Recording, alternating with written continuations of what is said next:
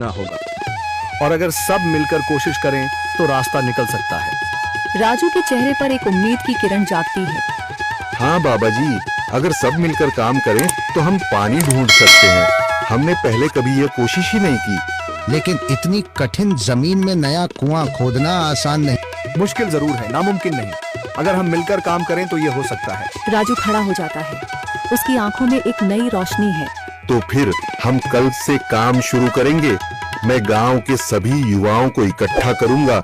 हम मिलकर नया कुआं खोदेंगे। यह कहते हुए वह शामू के साथ गांव के दूसरे युवाओं को बुलाने के लिए निकल पड़ता है।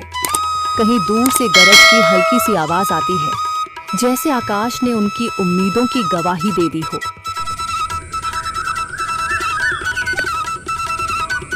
अगली सुबह राजू और शामू गांव के युवाओं को इकट्ठा करने निकल पड़े।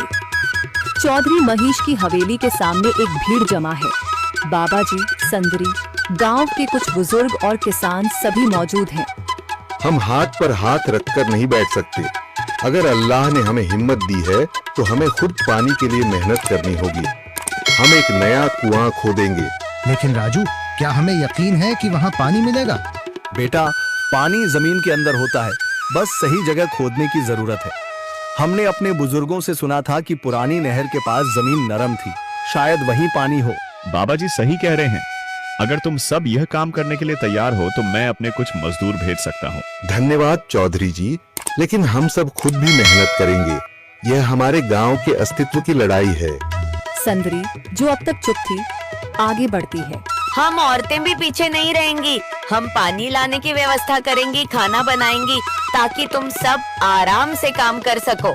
यही हिम्मत चाहिए थी संदर। पूरा गांव एक नई उम्मीद के साथ कुआं खोदने की तैयारी में जुट जाता है। दूसरी ओर कुआं खोदने का काम शुरू हो चुका है। राजू, शामू और दूसरे युवा बेलचे चलाने लगते हैं। मिट्टी बाहर निकाली जाने लगती है। तेज गर्मी के बावजूद सब पूरी हिम्मत के साथ जुटे हुए हैं। दोपहर की तेज धूप जमीन आग की तरह तप रही है। गांव के लोग लगातार कुआं खोदने में जुटे हैं।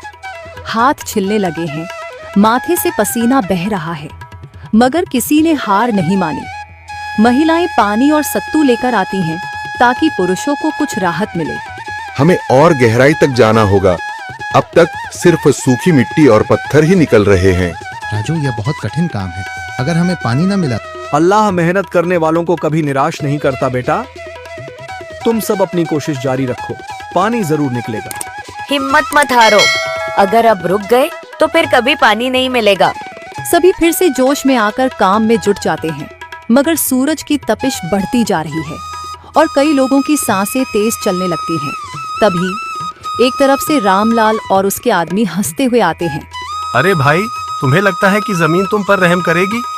हाँ हाँ, ना समझ लोग, ये सब बेकार की मेहनत है। रामलाल, हमारा हौसला मत तोड़ो।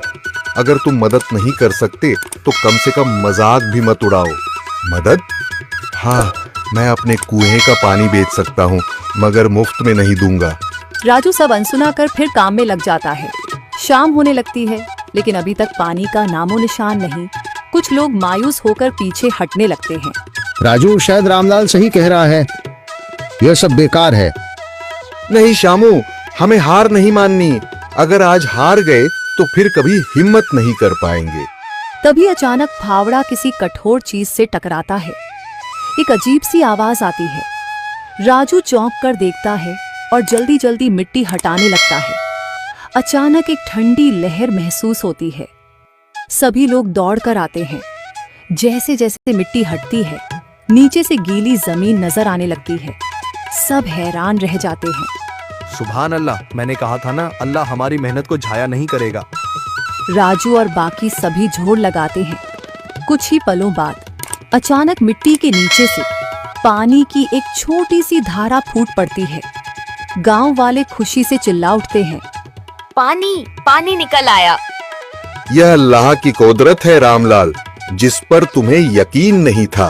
पूरा गांव आनंद से झूम उठता है। लोग एक दूसरे को बधाइयां देते हैं। औरतें दुआ करने लगती हैं। कुछ दिन बीत चुके हैं।